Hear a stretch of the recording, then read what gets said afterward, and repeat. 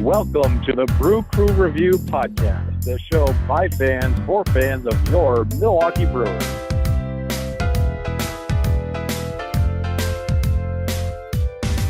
All right. Welcome for fans. That sound you heard, I mean, it sounded like a bottle of beer opening, but it's actually Scott's clapboard at Great Man Studios, and that's how we start every episode. Huh? There you go. Oh, there we go. Let's get cracking, Milwaukee, West Alka. Scott, you already did a clapboard once before we started, but all right, whatever. I don't actually own a clapboard. I own 24 during this episode. It's fine. Or a 30-pack of clapboards. Scott owns a studio. He can do whatever he wants, Craig. I mean, geez. Poor Brewer fans, objective guys, two-fisting it in his underwear in Great Man Studios right now as we do the podcast. No one's going to object to that, I'm sure. I have pajama pants on. There's a hole in the crotch. It's because I keep sitting Indian style. There's not enough room. You see, this is why he's a great man. Thank you, Scott. On that note, we will start Brewer Review podcast number 22. On today's podcast, we, of course, as you just heard, have Scott and Vince with us. Hey, Craig. Hey, Scott. Hey, everybody. Hey, Vince. Hey, Chad. We're going to be... Chad, are you here? Negatory. Uh-oh. Negatory. Scott, you talk to him? Where is Chad tonight?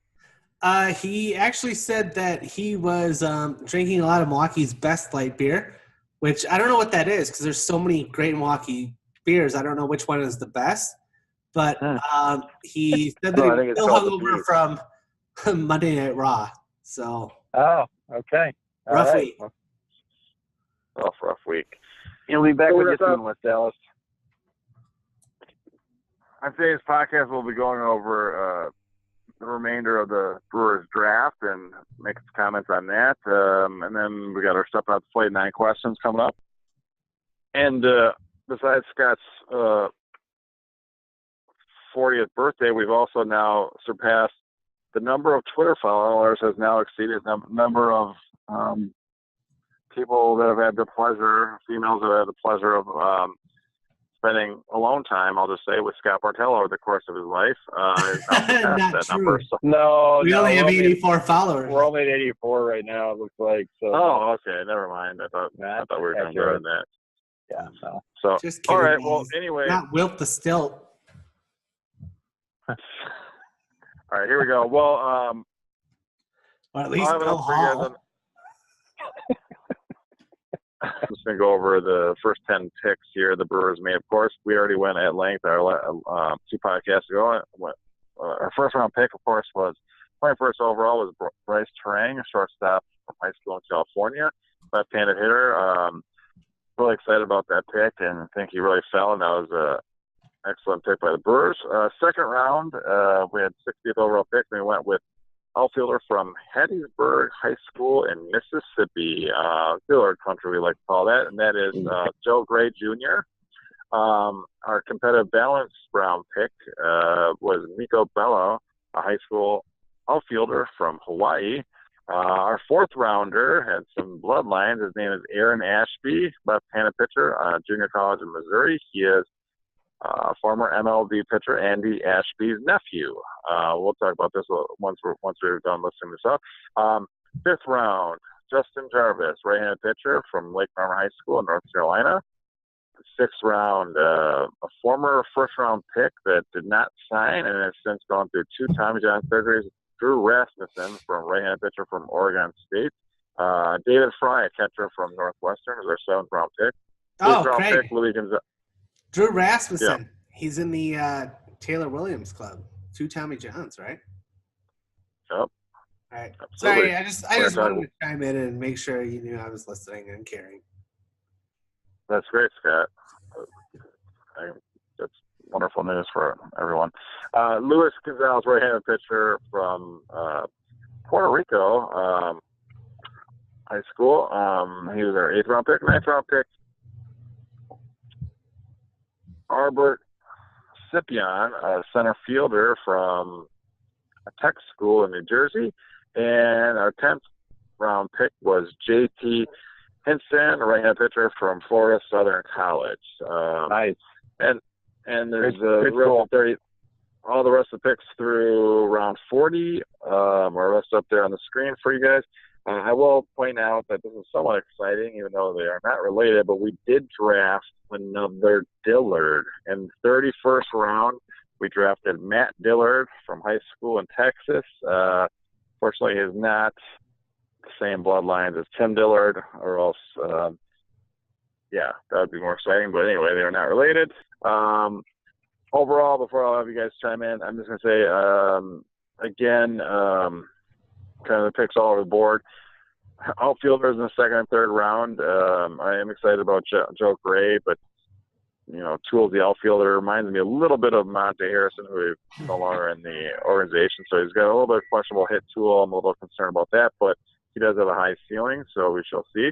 I think the competitive balance pick, the outfielder from Hawaii, we've already actually signed Mika Bello, and I believe we signed them for under slot, and I'm assuming that was a pick where we want to save some slot money so we can for sure lock up our first rounder, who could always opt out and go to college. But I really do think Trang will sign with us, but I think he may get a little extra of that money. We shall see. I shouldn't offer that, but I'm hoping the Brewers definitely lock him up. Our fourth rounder. Do you want to go to the Milwaukee Brewers, or do you want to go to college? Come on. Well, yeah, I think he'll sign, definitely, Scott. That's a good point. Aaron Ashby, I like that pick. Again, nice bloodlines with Andy Ashby, a former major leaguer. That's always a good thing. Drew Rasmussen is another pick that's really intriguing. He was a former first-round pick by the Rays. He did not sign because of a health issue. It ended up being they needed Tommy John surgery. That was 2 years ago, and then it popped up again this summer spring, I should say, that he did need Tommy John surgery again. So he won't be available for a while, but assuming he signs with the Brewers, I think he's someone, if he recovers from those surgeries, could be an arm that was a steal in the 6th round. Obviously a first round quality arm. Now, obviously, after there's a lot of risk involved there, but I think wasting it or using a 6th round pick on him could end up being a really good pick. So we shall see. So overall, I guess, do you guys have any comments? We did load up after those first 3 hitters. We did load up quite a bit on pitching for quite a while. The one catcher in the mix there, but with our 7th round pick, David Fry. I don't know. Do you guys have any overall thoughts on the draft or just the style? I guess overall, if it's changed at all over the years since we've been doing Rook Review. Our new scouting department, the way that they go into a draft and. Well, go ahead, Scotty. Go ahead. I was going to say that I think Stearns definitely has an idea when it seems like there's a little bit of a trend in each of his drafts. He's just trying to get the most, the best, most advanced bat that's available for those first and 2nd rounders. I mean, obviously we've missed so many times on pitching. I hate to say it, but we don't like to admit it, but we're a small market, and you cannot miss in the draft. Like, you just cannot miss on these high-round picks, and we've done that over and over and over for, like, the last 20 years or possibly forever. So I think at this point you're grabbing those bats because that's the best chance of getting major league talent, and so that's what we're sticking with.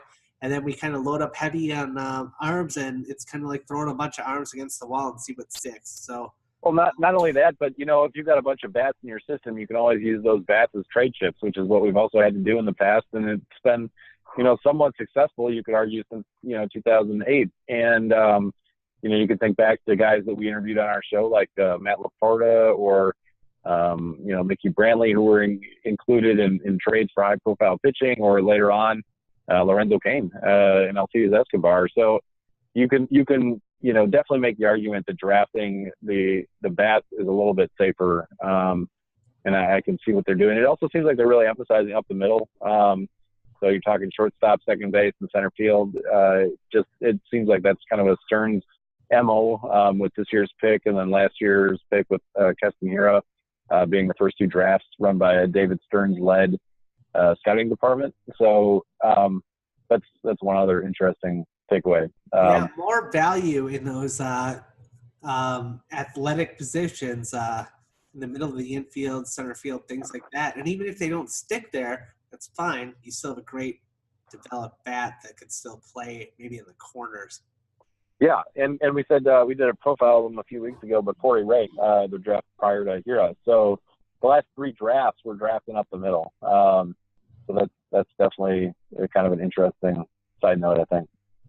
Yeah, you guys make some good points. As being the Broker Review, 10 plus years ago, Jack Zrenzik was our scouting director, and he really focused on bat first over versatility or up the middle type athletes. So, like, basically, if you could hit, Zrenzik was going to draft you, and you're going to find your way on the field somehow in some position. And you saw that same when he moved over and was the GM, not that successful GM of the Seattle Mariners. He had a similar philosophy where they really and Stearns is a completely different general manager and different philosophy. And we're seeing right now he very values athletes and versatility a little bit more.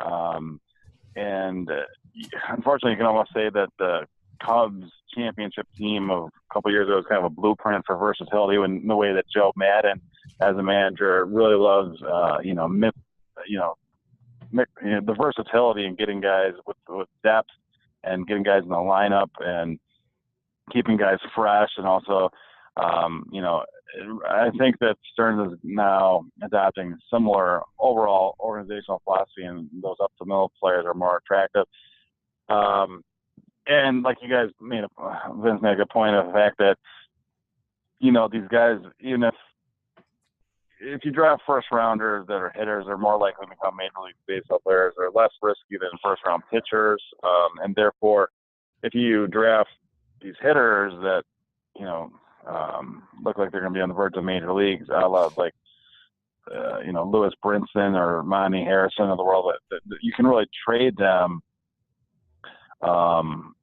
If you don't need them for your 25-man roster, there will be teams that are rebuilding that will need them, that are possibly able to trade some of their pitchers that can help you out for a playoff push. And so I think maybe we'll see that, if not this year, in the next couple of years, the Brewers making a big play at a trade deadline for a starter, and they're going to be needing these guys that they've drafted in the last couple of years, whether it be Trent Clark / Grissom, if he ever becomes something. He could be trade bait. Corey Ray is turning it around. He could be trade bait. You just never know. And Scott's also right to point out that as a small market team, you can really ill afford to miss and whiff on draft picks, like we've done in the past somewhat with some pitchers. Obviously, hate to, being a dead horse, but I mean, Eric Arnett and Taylor Youngman, Chad Bradley. I mean, we cannot just whiff on pitchers like that in the first round. And we've been much more successful with the hitting run, and I think we kind of predicted we'd go after a hitter, all of us here on the show, and that's exactly what we did. Well, go ahead. The amount of injuries that occur to pitchers, you get one really debilitating injury as a pitcher, and your career could seriously be done. And that's happened time and time again. Going back a ways now, was it Nick Nugelbauer, who was one of the Brewers' highly touted pitching prospects in the early 2000s, who suffered a career basically ending injury. He did pitch for the Brewers for a bit in, I think, the 2002 season, but it seems like hitters can come back from injuries a lot better. But if you get a pitcher, even if he's successful, but he gets injured, you just burn an asset, because his career is done. Whereas if you get a hitter who has an injury, generally they're going to come back from it eventually, and then you can still either use them yourself or trade them, so you still have that asset. Yeah, and especially when you're talking about shoulder injuries, that there's really not those can be career threatening. And that's why I worry a little bit about Jimmy Nelson coming back and being such a really show that he was last year. But, I mean, when it comes to Tom John surgery, and we mentioned our 6th-round draft pick, Drew Rasmussen, I'm kind of excited about because of how talented he is. And even though he has to come back from another Tom John surgery, that is a surgery that, obviously baseball surgeons have gotten right. And guys have come back from that time and time again. Not only that, sometimes they've come back stronger and throwing even faster. So even though it may take longer now for him to, coming back from a second time, John, just like Taylor Williams did, and Scott mentioned that name, like if you have a quality talented arm, like you can take a gamble on that. And so I think that's a gamble Stern's making. I wasn't surprised to see the Brewers scouting department do that again for future drafts, where if there's a guy that slipped because of injury concerns, but he's got a more talented or higher ceiling, that we maybe take a shot on in that range of rounds of, 4th through 10th round, someone that, we take a shot on. And obviously there's risk involved there, but, you can hit a home run like that. So, I think overall pretty happy with the Brewers draft. A nice mix of college and high school players. And like you said, hitters toward the top of the first three rounds. And even though I do think our combative balance guy was a bit of a reach, I think that was for, signability reasons, from Hawaii. Miko Bella, I thought that was a bit of a reach for the guys available at that time, but I think it'll allow us to sign Bryce Trang almost for certain because of it. And the rest of those middle arms, Ashby, I'm really excited to have about. And like I said, Rasmussen was probably some of my favorite picks in the draft. And there are some other guys in the teams that we took from high school hitters that I think have are really those lottery tickets that, could emerge at some point. But unfortunately, it's hard for me to see the Brewers ever drafting an ace pitcher in those middle rounds. It could happen, but it's very rare. And that concerns me going forward in the organization. Everyone's pretty well aware. I'd really like for the Brewers to have a controllable young ace-level pitcher, but we seem to be getting by with the Brandon Woodruff and Brent Suters of the world with this particular team philosophy of versatility, good defense, striking out less, and basically having a kick-ass bullpen. And I think if you have all those things in place, then, you can at least apparently have the best record in the NL with a bunch of Brent Suter types.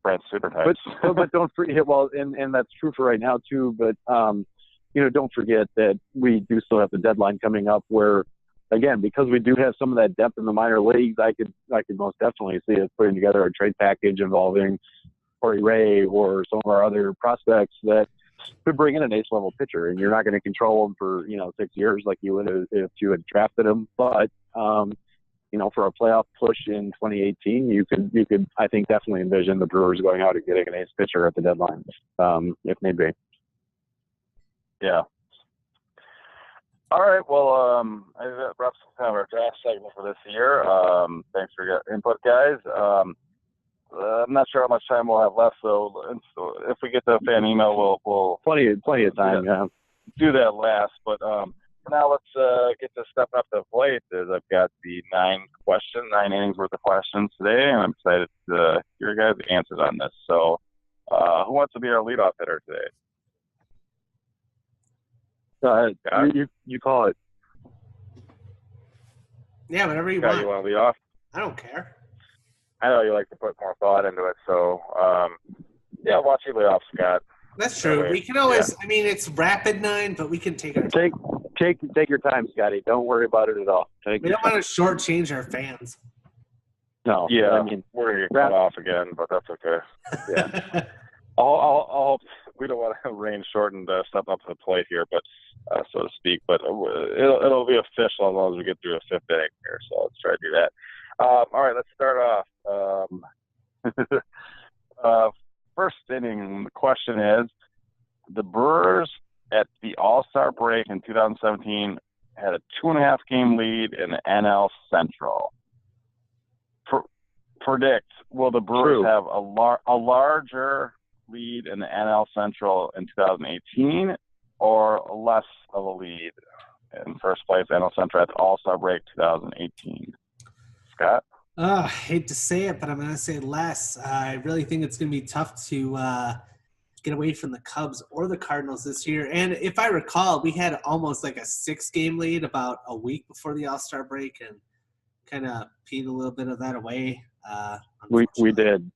So, yeah, no, I'm going to say less. It's going to come down to the wire this year. But you know what? Just keep winning, playing good ball, and get to the playoffs. Good point, Scott. I'm going to say Les as well. I think it's easy to forget the Cubs really had a fairly poor first half last year, so they're not having that same level of play this year, and unfortunately they're playing well. So Les. Yeah. All right, I'll be different and say we'll have a slightly bigger lead than the NL Central going into the All-Star break. Not by much more. Craig, I don't know where this is coming from. Yeah, it doesn't make sense. I bring back our friend Craig, whoever this is. Yeah. All right, second inning. Which huge off-season acquisition by the Milwaukee Brewers would you say has had a bigger, has been more valuable to the Brewers' NL leading best record so far, Lorenzo Cain or Christian Yelich? Scott? Oh, man. It's kind of a tough call, but I'm going to have to go with I have to go with Christian Yelich. He's basically beating him in every statistical field. I'll just rattle it off for our fun fans this is as of Sunday, I guess. He's hitting 310 with a 380 on base. Oh, boy. Yeah, it's a tough question. OPS. Yeah, you can't beat it. Yeah, I'm going to go with Yelich as well, although I'm going to give Cain a few extra points because I think he is a real team leader. In a way that Yelich maybe isn't quite yet at his stage in his career. I'll give Yelich on field and Cain off field just to be difficult. No, that's good. I would agree with that. Sure. That's an interesting answer, and it kind of goes lockstep with my answer because I'm going to go with Lorenzo Cain, and I'm going to say that because of two reasons: defense, and also an intangible that he brings that he somehow makes all the players on the team around him better, as he obviously did, leading the Kansas City Royals to their first championship season and World Series win in quite a few years back a couple years ago. World Championship team, I can't remember. Who what? Who piloted that team to greatness? Oh, Scott, it was former Brewers manager Ned Yost. That's Craig's favorite. Remember? Craig loves what's that saying about the sun always shines on the dogs behind something or other? Yeah, that applies here. All right, anyway, moving on to our third inning. Not on the Brewers, though, yet, Craig. Not yet. Not yet. Someday. Not yet. No, yeah, I'll sign someday, hopefully. Someday. All right, third inning. Domingo Santana. Will he finish with more or less than 15 home runs on the year? Oh, boy. Wow. Scott? I'm going to say yes. I remember I don't have time to pull up stats. So wait, you're going to say more than 15? More than 15, and I'm going to say that because I just seem to remember him getting really hot around July, yep. I thought. And I think he's due. He's going to have one of those months where he might even carry the team for a week. So, yeah, I'm going to say 15 or more. He will do it. You stole my answer. Yeah, I definitely agree. I think it's going to be more as well. He's a very streaky hitter, and his home runs come in spurts. We haven't seen too many of the home runs yet this year. We have seen him get hot for, I think, a week and a half or so, a few weeks ago now. But I'm projecting that he's going to have a bit of a hot streak coming up sometime soon as well. I'm going to go with the under, unfortunately, but I think it's going to be more to do the fact that he's going to lose some playing time now with Thames coming back and also with Brad Miller cutting into some of his playing time, as well as Braun staying a little more healthy than he has been. Somebody will get hurt, though, Craig. He'll still play. Yeah, that is still a very good point brought up by Craig. I'm impressed by that. Yeah. Thank you, Scott. All right, great research. Fourth inning. All right, this is going to be kind of a complicated question, but given you get hindsight as 2020, knowing the dollar figures and also how they performed up to this point of the season, but if you got to go back in the time machine and you had to sign one of these four free agent pitchers at the salary they signed and contract that they signed with, which, as to be a Milwaukee Brewer, of course, which free agent pitcher would you go back and sign? Yu Darvish, Jake Arrieta, Alex Cobb, or Lance Lynn? I'm going to go with you, Darvish. I know that he's scuffled, but boy, against us, he looked really good. What, once, twice? I'm going to go with you, Darvish. I still believe in him. He gets a lot of strikeouts. Okay. I'm gonna go with Arrieta. I think that I wouldn't have changed those who I wanted the Brewers to target this offseason. I wouldn't have gone that contract length, but is what it is, I guess. And I think Cobb was an opportunity maybe for the Brewers. I'm glad we didn't take it, looking back on it already, just even with this just half season. But I think that was only because Arrieta might have been too expensive. But yeah, Arrieta for sure. Yeah, I'm going to go with Arrieta too. I thought for a second Lynn, but then just because he only signed a 1-year deal. But the fact that I wouldn't even want to give up the draft pick associated with that. If I'm going to give up a draft pick because of the signing, I would rather go with Arrieta and just pay him the money. So just given the fact that the Brewers will probably be in the need to trade for that type of quality of a starter in the next couple trade deadlines anyways, why not just sign him? So, all right, moving on to the 5th inning. I think we're running short on time here, guys, so we might have to – Scott, your leadoff. You might have to bunch plenty of away time a little quicker here. For our fans that want to know, we have 4 minutes. Yeah, plenty of time, Scott. You're fine. We have what? 4 minutes. Oh, my God. Yeah. We're really going to cut this close. All right, 5th inning. Will Brad Miller get more starts in the Milwaukee Brewers for the rest of the season at short or at second? Second, all the way. I still think Saladino's the backup option behind Arcia at short. I think he's going to take over a little bit more of second base. Starts too, that's tough because he could come in as a defensive sub for VR. Still go with second. Okay. I'll go second as well. It just seems like the team doesn't really trust VR, even though those numbers have not been horrendous this year. And maybe we go out and still acquire another shortstop. We'll see. All right, so second base. I'll say short just because VR being a switch hitter, I can't see that being a platoon, and I have a feeling that the Brewers' leash on Arcia is starting to get kind of short here if he doesn't start to pick it up.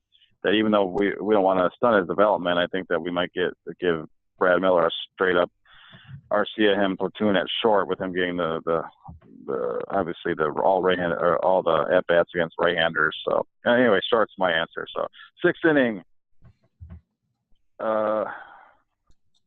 Can't read my own writing. This is a yes or no question. If you're a manager, this is a yes or no answer though. If you're a manager, do you instruct your middle order hitters to bunt when against the shift? Yes or no? Once in a while, yes. You could just as easily, though, slap a grounder to that side if you could do that. It might actually even be easier than bunting. But, yeah, I want you to use the whole field line to line and be able to make it so that they can't put that shift on you. It's going to help you in the long run. I talked about this at length with our anonymous source, Tom Carter, who works in the Brewers ticket office, and he said that he would always do that as well. I tend to agree. I tend to agree with him. Even great hitters are going to get out 7 out of 10 times normally, and why play into that? Take a bunt hit when you can get it. Why not? I agree. I would do it just so that it would stop them from doing the shift. So it's the whole philosophy behind it. If they know that the front bunters there, they'll take the shift off you. So I would not have, especially with the guys like Shaw or whatever. So anyway, all right. Eating one. Hey, Shaw slapped that one to the left side. Did he get a double out of it earlier this week? I guess it was almost. Yeah, that was kind of careless in the question, actually. I was a big fan of that. See, he's trying. Huh? He's trying. 7th inning, need one current one Brewer on the 25-man roster that you can consider to have less trade value than Ryan Braun. Boone Logan. I don't know. Eric Sogard. Apparently Domingo Santana. I'll say none. Oh no, we only have one more minute. I'll just call Eric Kraft.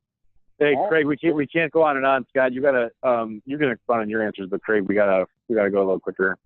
Oh, sorry. Okay, your favorite Brewers autograph item, your personal collection. Very easy. Robin Yount, 3,000 hit, ticket stub, and signed photo of the hit itself. Signed and framed. Love it. I should put it on Twitter. Robin Yount. Yeah, Robin Yount. I got to sign a commemorative 3,000 hit book when I was a kid, and I still love that. All right, I'm just going to go with Prince Fielder signed Blade Snapper's bat. All right.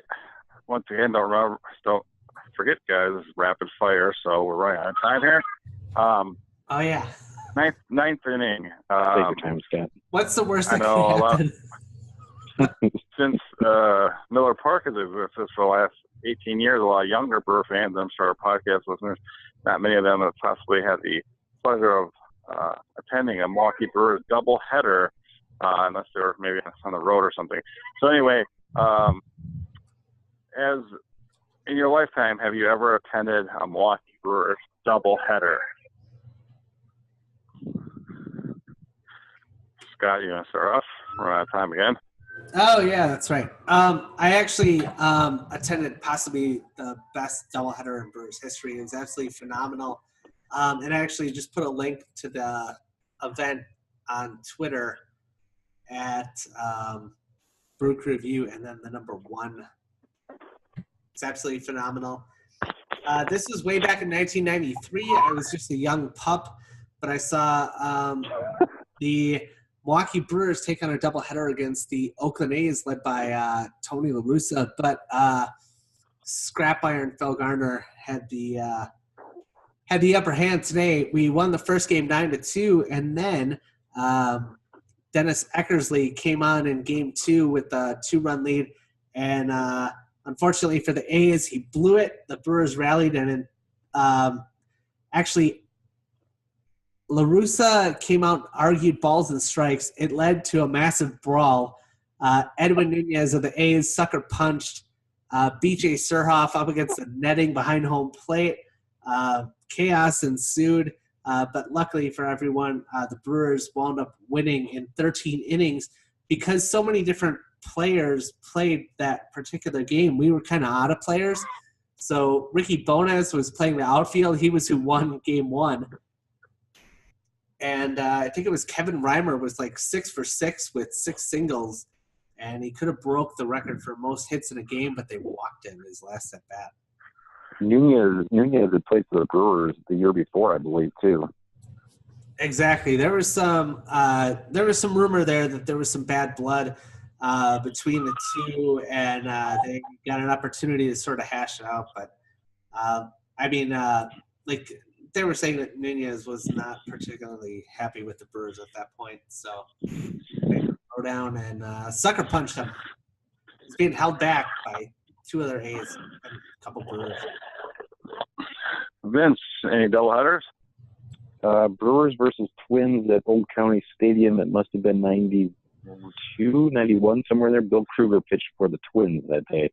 He had been a Brewer the year before that as well. I remember distinctly the Twins and Shane Mack starting for the Twins in the outfield that day, making a great catch. Okay. Well, before I get mine, I was going to say a quick question on Scott's. I know we still have plenty of time here. The game you attended, so basically the first game and then the second game of the doubleheader lasted 13 innings. So not only did you get a doubleheader, but you got free baseball on top of it.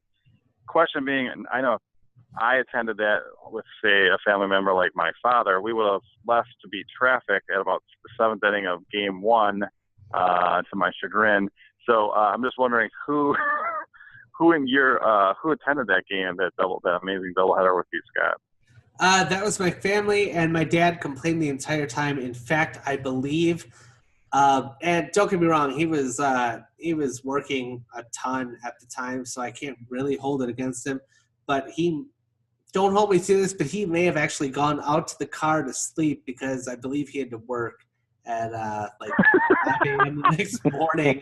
And I was like, well, guys, I don't know what to tell you, but I'm not leaving. Look at this. So, what a great dad. My dad would have been just happy that there was a time in history where, you did not get cut off from beer service in the 7th inning of Game 1. I assumed back then that you could drink right through the 9th inning of Game 1 and during the intermission or whatever they used to call it, and then keep on drinking until the 7th inning of Game 2. So that was the amazing part about that. I remember a game my dad on would the have way been working home. there that day. My dad would have been working there at that time. Oh, nice. Yeah. Yeah, I remember a game on the way home from. We left early. We were on the way home, and we were down by at least 3. It might have been 5 or 6 even. And I remember Joey Meyer hit a homer, and the Brewers wound up winning. And I just wound up thinking, oh man, I can't believe they left that game. But unfortunately, that's one of those things those working class heroes have to do is they have to work. Yeah, I don't remember all the specifics. I do remember that being against the Cleveland Indians. However, preface the doubleheader to knowing that back then, if you attended a Brewer game and if there was a rain delay, which again, young Brewer fans aren't even familiar with what a rain delay is. If there was a rain delay more than like a couple innings of a game you're attending, you could bring your ticket stub back. They'd make an announcement or a loudspeaker, and you can bring your ticket stub back for a free another game. And that would always get me really pumped up. I'd actually root for rain delays to last longer so that my dad or whoever would take me a game would be forced to take me to another game, which I'm sure he was secretly rooting against the rain delay for several reasons, including not having to take me to another game also. The ironic thing about that is the doubleheader, I think, was against Cleveland Indians. I know that we split the doubleheader. I believe we won the first game. Again, my memory's a little foggy on this. This was a long time ago. But the second game, it was a close game, but there was a rain delay in that one around like the 4th or 5th inning. And at that point, we had already been at the ballpark for like 4 to 5 hours. And my dad said, no, we're not staying out this rain delay, so we're leaving. So I remember, so basically I only stayed for a game and a half, but of that doubleheader. But I do remember secretly wishing that the second game of the doubleheader also had a long, lengthy rain delay so that I could use my ticket stub from the doubleheader to come back for another game, which unfortunately I think they did complete that game and lose the second half of the doubleheader. But anyway, that's my doubleheader memory. So I don't know if any of that rings a bell with you guys as far as getting to come back if there was a long rain delay with your ticket stub or not. You could. Yeah, you could. Yeah, so fortunately those are all things that Miller Park,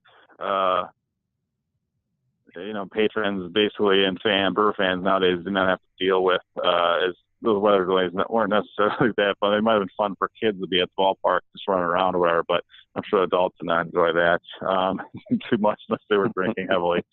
As my father most likely was. So anyway, all right, that wraps up our Rapid 9. Great answers, guys. Again, I think this is a pretty big week for Brewer baseball, and a nice homestand going on right now. Pretty excited about Brewer baseball once again this year, and hopefully we continue our winning ways as we move ahead of the future. We'll be coming out with you another podcast this coming Monday. Until then, that's all we got time for on this episode. Any final thoughts, guys? Go Brewers. Go Brewers. I'm going to actually say stay classy. Yeah. It's good. Yeah, good job, Scott. Stay classy and go Brewers. And go Brewers.